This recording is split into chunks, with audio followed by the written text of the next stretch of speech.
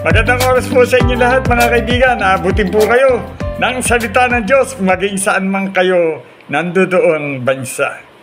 Maging dito sa bansang Pilipinas at sa iba't ibang panig ng kapuluan o ng mundo. Nariyan po ang salita ng Diyos na magbibigay sa inyo ng encouragement sa 55:11 ng Isaiah. Salamat o Diyos sa imbiyay at patnubay. Magbigay ka sa amin ng iba yung katalinuhan sa aming pagbubulay-bulayan sa oras nito. In Jesus' name, Amen! Magandang oras po sa inyo lahat mga kabayan. Ang ulat ni Niebe, paglagpak sa lupa'y di nababalik. Aagos na ito sa balat ng lupa't magiging pandilig. Kaya may pagkait butil na panghasik ang salita. Ang salita ng Diyos. Yan po ang title, ang salita. Ganyan din ang ating salita. Magaganap nito ang lahat kong nasa. Tunay po, ang habag para sa lahat, ang habag ng Diyos.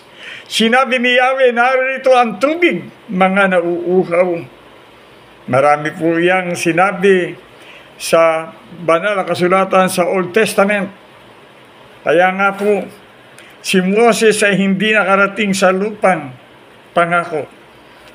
Dahil ang sabi ng Diyos, kausapin mo ang bato. Ang ginawa ni Moses sa katigasan ng ulo ng mga Israel, tinalo niya, lumabas po ang tubig. Yun po ang buhay, sinisimbolo ng banal na Espiritu. Kaya doon po nagmula, si Moses ay hindi nakatawid. Opo, hindi nakarating sa lupang pangako. Kaya po, huwag po tayong matigas ang ulo upang tayo ay makainom ng tubig ng buhay na nagbibigay buhay, sinisimbolo ng banal na Espiritu. Kaya nga aagos sa iyong puso ang tubig. Yung po ay kinakatawan ng banal na Espiritu. Kaya nga po buhay. Ang salita ng Diyos ay makapangyarihan. Nandoon po lahat ang ibig sabihin. Kung makikinig ka, ikaw ay pagpapalain. Kung hindi ka makikinig, ikaw na rin ang may hatol sa iyong sarili.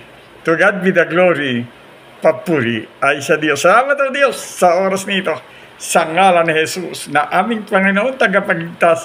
Amen, amen, amen. Magandang oras po sa inyo lahat. Amen, hallelujah!